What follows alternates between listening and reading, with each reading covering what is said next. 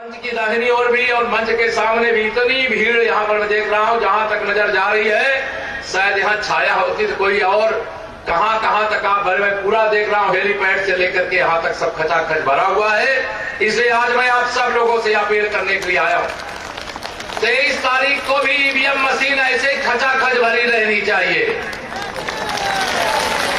कमर के फूल से भरी रहनी चाहिए। क्योंकि 10 मार्च को जब वोटों की गिनती होगी तो बताइए, सपा बसपा कांग्रेस का 10 मार्च को 11 बजे 12 बजाना चाहिए कि नहीं बजाना चाहिए? दोनों हाथ उठाकर बताइए, बजाना चाहिए कि नहीं बजाना चाहिए? आप सब मेरी ओर से गांव-गांव में जाकर के कहना, आपने 2012 से 17 की सरकार का कार्यकाल याद होगा। किस लिए वोट दिया था? गुंडों, अपराधियों, माफियाओं और दंगाइयों को संरक्षण करने के लिए। समाजवादी पार्टी की सरकार के समय नारा तो आम बात हो गई थी, जिस गाड़ी में सपा का झंडा उस गाड़ी में बैठा गुंडा। रहता था कि नहीं रहता? तो बताइए मेरी बात को, समर्थन करते हो नहीं करते हो? आप में से अनेक लोग रात दिन मेहनत करके कोई छोटा सा प्लाट खरीद ले, ये सपा बसपा वाले कांग्रेस वाले जो गुंडे होते सब दल, जैसे जिस दल की सरकार बनी, ये गुंडे अपराधी उस दल में चले जाते थे कि नहीं जाते थे? और आपने मेहनत करके कोई प्लाट खरीद लिया, इनका नारा रहता, सपा का नारा खाली प्लाट हमारा। रहता था कि नहीं? बताइए। मैं जो बात कह रहा हूं ध्यान रखना इस बात को। 2012 से 17 तक जिन्होंने जनता के लिए कुछ नहीं किया, केवल लूट योजना का, भ्रष्टाचार की योजना का, ईंट के माध्यम से करोड़ों की गठिया इकट्ठा करने का काम जिस समाजवादी पार्टी ने किया, उस समाजवादी पार्टी का सफाया होना चाहिए कि नहीं होना चाहिए? मैं आप सबसे यही प्रार्थना करने के लिए यहां पर आया हूं, 10 मार्च को समाजवादी पार्टी का नाम बदल करके समाप्तवादी पार्टी कर दीजिए। ये ताकत आपके हाथ में है, ये ताकत आपके हाथ में है, लोकतंत्र की ताकत है। आपने माननीय नरेंद्र मोदी जी के नेतृत्व में देश में सरकार बनाई। बताइए, परिवर्तन देश में हुआ है कि नहीं हुआ है? माननीय मोदी जी ने गरीबों के लिए खजाने का मुंह खोला है कि नहीं खोला है? किसानों के लिए किया है कि नहीं किया है? माताओं बहनों के लिए उन्होंने व्यवस्थाएं की है कि नहीं की है? आदरणीय योगी जी के नेतृत्व में जब हम 2017 में उत्तर प्रदेश में सरकार बनाए, तब से लेकर के 5 साल में आपको अंतर दिखाई दे रहा है कि नहीं दिखाई दे रहा है? मैं आपसे यह सवाल इसलिए कर रहा हूं कि कभी इसके पहले सरकारें गरीबी हटाओ का नारा लगा करके गरीबों का वोट लेकर के चले जाते थे, कभी गरीब का ख्याल नहीं करते थे। गरीब भूख से मर रहा है, प्यास से मर रहा है, झोपड़ी में रह रहा है कि छप्पर डाल करके रह रहा है कि पन्नी की छाया में रह रहा है, किसी ने ध्यान नहीं दिया। लेकिन आदरणीय मोदी जी और योगी जी के नेतृत्व में जब आपने डबल इंजन की सरकार बनाई, बताइए प्रधानमंत्री आवास की बाढ़ आई कि नहीं आई? दोनों हाथ में आई कि नहीं आई? गरीब को पक्का मकान मिल रहा है कि नहीं मिल रहा है? जो मेरी गरीब माताएं बहनें थी, संपन्न परिवारों में तो अपने शौचालय बन जाते थे, लेकिन मेरी गरीब माताओं बहनों को कभी खेत में, कभी सड़क के किनारे शौच क्रिया के लिए जाना पड़ता था। मेरे माननीय प्रधानमंत्री जी ने कहा, मेरी मां ने भी गरीबी में जीवन जिया है, इसलिए मैं देश का प्रधानमंत्री बना हूं, अब कोई माता बहन को इस प्रकार की कठिनाइयों का सामना नहीं करना पड़ेगा। इसके लिए आवास योजना, शौचालय की योजना, रसोई गैस का फ्री में कनेक्शन की योजना, जिन गरीबों के घर में आजादी के बाद से बिजली नहीं लगी थी, उन घरों में सरकारी पैसे से बिजली लगवाने की योजना हुई है कि नहीं? बताइए। ये काम ये सपा बसपा कांग्रेस वालों ने क्यों नहीं किया? इसलिए नहीं किया कि गरीब अगर गरीब रहेगा तो मजबूरी में हाथ जोड़े उनके सामने लोग खड़े रहे, वोट देते रहे, वो सरकार में बैठ करके अपनी तिजोरियां भरते रहे और गरीब को उसके असहाय अवस्था में छोड़ दे, या इनकी प्लानिंग रहती थी। परिणाम क्या हुआ? आज देश का गरीब खुशहाली की ओर आगे बढ़ रहा है। हम ये नहीं करें हमारा गरीब की गरीबी दूर कर दिए, लेकिन जो झोपड़ी में रह रहा था उसका पक्का मकान बनाने का जो अभियान हमने शुरू किया, भारी अंतर, 43 लाख गरीबों के पक्के मकान अकेले उत्तर प्रदेश में बनाने का काम हुआ है, अकेले उत्तर प्रदेश में। कोरोना का इतना बड़ा संकट आया, आप बताइए, कोरोना के संकट काल में जब बहुत से लोग ऐसे रोज मजदूरी करते थे, कमा के लाते थे, तब उनके घर में चूल्हा जलता था, तब उनके घर में भोजन बनता था। अगर मजदूरी भी नहीं कर सकते, छोटे मोटे व्यापार करने वाले व्यापार भी नहीं कर सकते, तो बताइए वो कैसे उनका पेट भरता। लेकिन आपने गरीब माँ बाप के बेटे को देश का प्रधानमंत्री बना दिया, तो उन्होंने प्रधानमंत्री गरीब कल्याण अन्न योजना के माध्यम से गरीब भूखा न रहे, इसके लिए बताइए 2 साल से लगातार फ्री में राशन मिल रहा है कि नहीं मिल रहा? दोनों हाथ उठा के बताइए, मिल रहा है कि नहीं मिल रहा? हमारे ऊपर विपक्षी आरोप लगाते हैं कि हम भेदभाव करते हैं, लेकिन मैं विपक्षियों को बताना चाहता हूं, भारतीय जनता पार्टी की चाहे देश की सरकार हो चाहे प्रदेश की सरकार हो, हमारी सरकार में गरीब गरीब एक समान, हिंदू हो या मुसलमान, हमने कोई भेदभाव किया है क्या? हमारी सरकार में किसान किसान एक समान, हिंदू हो या मुसलमान, हमारी सरकार में बेटी बेटी एक समान, हिंदू हो या मुसलमान, हमने किसी योजना में कोई भेदभाव किया है क्या? सबको दिया है कि नहीं दिया है? ये विरोधी आरोप लगाते भाजपा वाले मंदिर बना रहे हैं, हाँ मंदिर बना रहे, छाती ठोक के कहते मंदिर बना रहे हैं, रामलला की जन्मभूमि पर बना रहे हैं और वो बनाएंगे। लेकिन अगर हम रामलला की जन्मभूमि पर भव्य मंदिर का निर्माण कर रहे हैं, तो हम गरीबों को पक्का मकान बना करके देने का काम भी कर रहे हैं। मैं आप सब लोगों से यहाँ पर कहने आया हूँ, यहाँ पर प्रत्याशी सुरेश राही जी नहीं, केशव प्रसाद मौर्य है, यह मैं आपसे कह करके जाना चाहता हूँ। आप सब बताइए, आप सबसे मैं निवेदन करना चाहता हूँ, आप सब, मैं तो अभी भाषण दे करके जा रहा हूँ और प्रत्याशी के नाते आप सबको जिम्मेदारी उठानी पड़ेगी, उठाओगे? दोनों हाथ उठा बताओ। ये ध्यान रखना, जब वोट डालने और डलवाने के लिए लोगों के पास जाना, तो कमल के एक फूल की बटन दबाओगे, कमल के फूल की एक बटन दबाओगे, तो उत्तर प्रदेश के कम से कम 1000 गरीबों को पक्का मकान मिल जाएगा, शौचालय मिल जाएगा, रसोई गैस का कनेक्शन मिल जाएगा, बिजली का कनेक्शन मिल जाएगा। अगर गलती से साइकिल की एक बटन दबा दिया, तो जिन गुंडों को हमने जेल में भेजने का काम, सही रास्ते पर लाने का काम 5 साल में किया है, एक साइकिल की बटन दबाते ही 10 अपराधी पैदा हो जाएंगे, सताने का काम करेंगे, उत्पीड़ित करने का काम करेंगे। मैं इसीलिए समाजवादी पार्टी को अपराधियों को पैदा करने वाली फैक्ट्री कहता हूं। गलत तो नहीं कह रहा? बताइए, अगर सपा आ जाए तो आप सुरक्षित रह सकते हो क्या? हमारी बहन बेटियां सुरक्षित रह सकती है क्या? हमारे व्यापारी भाई सुरक्षित रह सकते हैं क्या?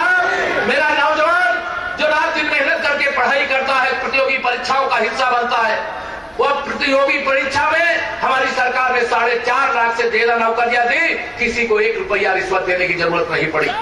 लेकिन समाजवादी पार्टी की, बहुजन समाज पार्टी की सरकार के समय बिना रिश्वत दिए किसी को नौकरी मिली थी क्या? भाजपा ईमानदारी के पद पर उत्तर प्रदेश को आगे बढ़ा रही है और विकास के पद पर भी आगे बढ़ा रही है। विकास की चर्चा सुरेश राही जी जब करते हैं, मैं आपके विधायक जी की प्रशंसा करता हूं आपके मंच, इसलिए प्रशंसा करता हूं कि इन्होंने सदैव क्षेत्र की चिंता की, जो मुझसे मांगा है, और सरकार का खजाना पूरा खोल करके रखने का काम किया गया है। हमने कभी भी आपके विधानसभा क्षेत्र में, आप बताइए, जितना 5 साल में विकास हुआ है, पिछले 25 साल में ऐसा विकास देखा था क्या आपने? दोनों हाथ उठा कर ऐसा देखा था क्या? याद करिए 2017 से पहले कितने घंटे बिजली आती थी आपको? कितने घंटे याद है? भूल गए आप लोग? अब कितनी बिजली आती? 2017 से पहले बिजली नहीं आती है, ये मुद्दा होता था, और 2022 में बिजली नहीं जाती है, ये मुद्दा है कि नहीं है? बताइए। मैं आप सब लोगों से यहां पर इसीलिए निवेदन करना चाहता हूं कि 10 जो आपको 23 तारीख को मतदान करना है, ये 23 तारीख को ध्यान रखना, ये केवल एक विधायक बनाने का चुनाव नहीं है, उत्तर प्रदेश में केवल भाजपा की सरकार बनाने का चुनाव नहीं है, यह चुनाव आने वाली 10 पीढ़ियों को सुरक्षित रखने का चुनाव है। यह चुनाव उत्तर प्रदेश को देश में नंबर 1 बनाने का चुनाव है। यह चुनाव डबल इंजन की सरकार की मास्टर चाबी उत्तर प्रदेश के हाथ में हो, चाहे दिल्ली के खजाने से कोई योजना लाना हो और चाहे लखनऊ के खजाने से कोई योजना लाना हो, उसमें कोई बाधा न रह जाए। यह इस बात का चुनाव है। इसलिए मैं आप सब लोगों से यहाँ पर आज अपील करने के लिए आया हूँ। लंबी बात नहीं करूंगा, चुनाव के लिए वक्त कम बचा, तो कम वक्त है, उसे गांव-गांव में जाकर के अपने बूथ को विधानसभा समझिए और अपने विधानसभा क्षेत्र में कमल के फूल खिलाने के लिए आप 24 घंटे 48 घंटे पसीना बहाओगे। आप ध्यान रखना, आने वाली कितनी पीढ़ियां आपको आशीष देंगी, आपको अंदाजा नहीं। वैसे मैं बता रहा हूं, 3 चरण के चुनाव हो गए, आप सब तक भी खबर आ गई होगी। 3 चरण के चुनाव में 2 चरण में कई साइकिल उनकी उड़ करके पहुंच गई थी, लेकिन तीसरे चरण से वो बंगाल की खाड़ी की ओर उड़ करके जा रही। कोई पता नहीं चल रहा है। ये सपा बसपा कांग्रेस आतंकवादियों के मुकदमे वापस लेने वाले, उनका संरक्षण करने वाले, उनका पोषण करने वाले, और श्री अखिलेश यादव जी का तो जैसे मानसिक संतुलन बिगड़ गया है, वो पुलिस वालों को भी किस भाषा का मंच से प्रयोग करते हैं, जो स्तरहीन शब्द है उसका मैं प्रयोग भी नहीं कर सकता, कड़ी आलोचना करता हूं। जो मुख्यमंत्री उत्तर प्रदेश के रहे, 6 महीने से केवल चुनाव जब से आए तभी से कहीं कहीं दिखाई दे रहे, उससे पहले कहीं दिखे क्या? केवल आराम तलबी से देश की सेवा, प्रदेश की सेवा, गरीब की सेवा नहीं होती। इसलिए अखिलेश यादव जी, उसके लिए दिन रात पसीना बहाना पड़ता है, और दिन रात पसीना बहाने की सामर्थ तुम्हें नहीं है। तुमने मेहनत करके, परिश्रम करके राजनीति नहीं की है। तुम अपने पिता की सल्तनत पर बैठे हुए हो, और पिता की सल्तनत पर बैठने वाला बिना परिश्रम के जनता की सेवा किए बगैर कोई पद पा जाता है, तो उस पद के में रह करके जो कर्तव्य होता है वो कर्तव्य का निर्वाह नहीं करता है। मैं आप सबको भरोसा दिलाना चाहता हूं, हमारी सरकार में कोई भेदभाव नहीं। अगड़ा हो, पिछड़ा हो, दलित हो, ये तीनों की त्रिवेणी भारतीय जनता पार्टी है, ध्यान रखना आपको। कोई भेदभाव नहीं। हमारे माननीय प्रधानमंत्री जी प्रयागराज के कुंभ में अगर स्नान करने जाते हैं तो वहां दलित भाइयों के अगर चरण धोते हैं तो बाबा विश्वनाथ धाम का निर्माण करने वाले मजदूरों की पूजा करके उनके साथ बैठ करके भोजन भी करने का काम करते हैं। माताओं बहनों के लिए अभी हमारा जो मैं बता रहा हूं आप सब लोगों को, अभी तो 2017 से 22 में जो आपने देखा है वो तो टेलर है, टेलर। लेकिन 10 मार्च 2022 के बाद जो आप देखोगे असली पिक्चर वह आपको दिखाने का काम करेगा। क्या होने वाला है उसमें जानते हो? सबसे पहले मैं अपनी माताओं बहनों को बता रहा हूं, प्रधानमंत्री उज्ज्वला योजना में आपको बहुत सारे गैस के सिलेंडर गांव-गांव गरीबों को बांटे गए। थोड़ा महंगाई है इस, लेकिन महंगाई की इस बीच में जब हम राशन दे रहे 10 किलो महीने में 1 यूनिट में मिल रहा है कि 2 बार मिल रहा है कि नहीं मिल रहा है, और साथ में उसमें हम दाल भी दे रहे, तेल भी दे रहे, चना और नमक भी दे रहे, वो भी मिल रहा है कि नहीं मिल रहा है? इससे खुश हो कि नहीं खुश हो? अभी माननीय प्रधानमंत्री जी ने कहा है भाजपा उत्तर प्रदेश से, कहा कि देखो महंगाई ज्यादा है, मेरी माताओं बहनों को जो मैंने उज्ज्वला योजना में गैस का कनेक्शन दिया है उसको भरवाने में उनको तकलीफ होती है, वैसे 500 रुपया महीना जो जन धन के खाते उनके खाते में भेजने का काम किया जा रहा है। लेकिन उन्होंने कहा एक होली पर और एक दिवाली पर मेरे माताओं बहनों को सरकार की ओर से भरा हुआ सिलेंडर भिजवाने का काम करो। ठीक है, खुश हो?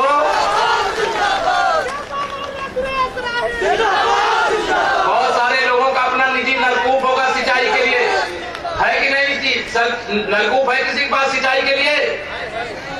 नहीं है क्या किसी के पास? जिनके पास सिंचाई का नलकूप है अभी उनको बिजली का बिल देना पड़ता है, लेकिन 10 मार्च के बाद जब दूसरी पारी शुरू होगी तो सिंचाई के लिए लगे हुए नलकूप का बिल अब किसानों को नहीं देना पड़ेगा, वो अभी सरकार अदा करने का काम करेगी।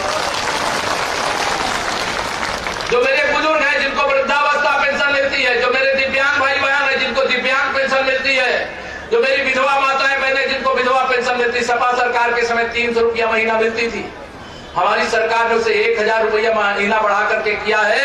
लेकिन 10 मार्च के बाद वो 1000 रुपया 500 और जोड़ करके 1500 रुपया महीना पेंशन देने का काम किया जाएगा। और जिनकी पेंशन नहीं बनी है गांव-गांव में कैंप लगा करके उसे पहुंचाने का काम किया जाएगा। बेटियों के विवाह के लिए पहले 51,000 खर्चा होता था, लेकिन 10 मार्च के बाद अब एक बिटिया रानी की शादी के लिए चाहे मुख्यमंत्री सामूहिक विवाह योजना के माध्यम से, चाहे बेटी के विवाह के आवेदन के माध्यम से, अब एक बेटी की शादी में 1 लाख रुपया खर्च करने का काम किया जाएगा।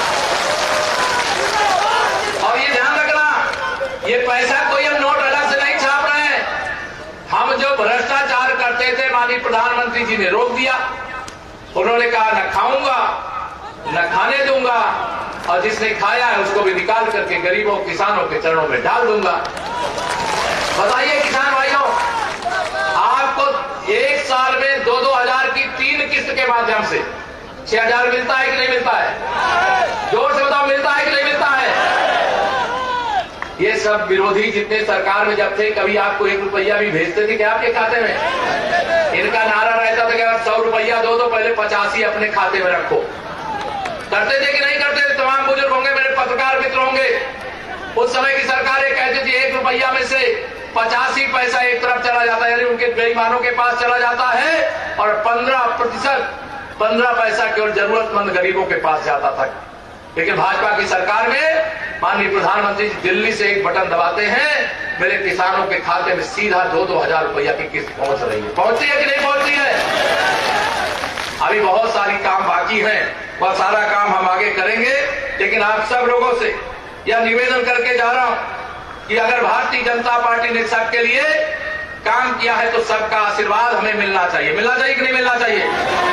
2014 के लोकसभा चुनाव से लेकर के 17 के विधानसभा चुनाव को लेकर के और 2019 में तो सपा, बसपा, सांपनाथ, नागनाथ, नेवलानाथ सब मिलकर के मोदी जी को हटाना चाहते थे। लेकिन गरीबों के दिल में मोदी जी बसे थे, कमल का फूल बसा था, भाजपा बसी थी, आपने कमल खिला दिया। चाहे जैसे भी आओ, लेकिन हम तुमको हराएंगे, विरोधियों को आपने बता दिया। इसलिए आप सबसे यही निवेदन करता हूं, कई लोग ऐसे होंगे आके समझाएंगे कुछ बातें, लेकिन आप सब समझते हो ना कि आपका भला कैसे होने वाला, भला कौन करने वाला है। इसलिए भाजपा का कमल खिलाइए। भारतीय जनता पार्टी का कमल का फूल विकास की गारंटी है, सुरक्षा की गारंटी है, रोजगार की गारंटी है, बिजली की गारंटी है, किसानों के सम्मान निधि की गारंटी है, बेटियों के विवाह की शिक्षा, दीक्षा और सुरक्षा की गारंटी है। और यह भी ध्यान रखना, कोई भी काम करने के लिए पैसा चाहिए, लक्ष्मी जी चाहिए। चाहिए कि नहीं चाहिए? और लक्ष्मी जी साइकिल में बैठ के आती है क्या? हाथी में बैठ के आती है क्या? हाथ के पंजे में बैठ के आती है क्या? वो कमल के फूल पर बैठ करके आती है। इसे कमल का फूल खिलाइए। और मैं आपसे, सुरेश राही जी के लिए आपका वोट मांगते हुए आप सबसे कह करके जा रहा हूं, वोट के रूप में मैं कर्ज लेकर के जाऊंगा। क्या लेने आया हूं मैं मालूम है आपको? वोट के रूप में मैं कर्ज लेने आया हूं, और विकास करके सुरेश जी के माध्यम से जो जो खबर पहुंचाते रहेंगे, ब्याज के साथ उसे चुकता करने का काम करूंगा। बड़ी संख्या में मेरे यहाँ मेरे सब परिवार के लोग भी आए, मुझे बताया गया, उनसे भी निवेदन करता हूं, आप सबने मेरा सर ऊंचा करने का काम किया है और मैंने भी आपका सर ऊंचा रखने का काम किया। 2022 के चुनाव में जरा मेरा सर और ऊंचा करने का काम, इसकी जिम्मेदारी मैं आप सबके हाथ में सौंप करके जा रहा हूं। आप सबसे ही निवेदन करके सपा, बसपा, कांग्रेस को पूरा यूपी रिजेक्ट कर रहा है। श्री अखिलेश यादव जी कहते थे 400 सीट जीत रहे। बताओ मुझे, कोई सीतापुर में खाता खुल रहा है क्या? जोर से बताओ, खुल रहा है क्या? बसपा वालों का खाता खुल रहा है क्या? 9 की 9 सीटों पर भारतीय जनता पार्टी के प्रत्याशी इस बार जीत रहे हैं। और मैं आप सबसे अपने सभी प्रत्याशियों के लिए, सभी सीटों पे जो है नाम लेने का समय नहीं है, लेकिन मैं आपने जो भारतीय जनता पार्टी के गठबंधन के जितने भी प्रत्याशी यहाँ खड़े हैं, उन सबको आपका भारतीय जनता पार्टी के कमल के फूल पर और सहयोगी दल के गठबंधन के चुनाव निशान पर अपना आशीर्वाद देकर के, वोट देकर के भारी अंतर से विजयी बना के भेजने का काम करिए। पिछली बार आपने लगभग 49,000 से जिताया, कितने जिताया पिछली बार? पिछली बार आपने 45,000 वोटों से जिताया था। कितने से? 45,000 वोटों से। तो मैं अगर कहूंगा आपसे कि इस बार आपको 90,000 से जिताना है तो जिताओगे? दोनों हाथ उठा के बताइए। तो जितना विकास हुआ है 5 साल में, आने वाले 5 साल में आपको मैं वादा करके जा रहा हूं, इतना ही नहीं, इससे 4 गुना अधिक विकास करके देने का काम करेंगे। या भरोसा दिला करके कर्ज आप दे दिए वोट के रूप में, विकास के माध्यम से ब्याज के साथ चुकता करने का काम मैं करूंगा। स्वयं व्यक्तिगत जिम्मेदारी लेकर के जा रहा हूं। और यहां से आप विजयी बना करके 10 मार्च को 11 बजे ही तो 12 बजाना है सपा, बसपा, कांग्रेस वालों का।